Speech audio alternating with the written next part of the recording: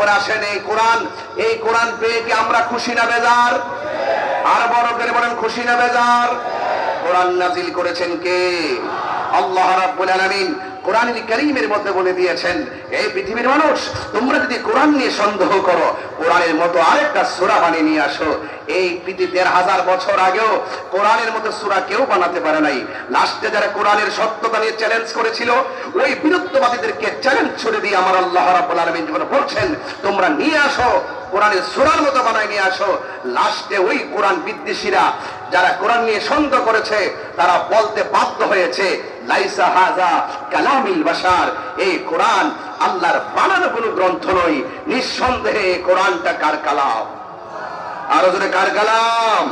আল্লাহর কালাম। আমার ভাইরা, আপনাদের কাছে আমার অনুরোধ থাকবে, এই কোরআনের সঙ্গে সম্পর্কের দরকার আছে না নাই? কারা কারা কোরআনের পক্ষে আছেন?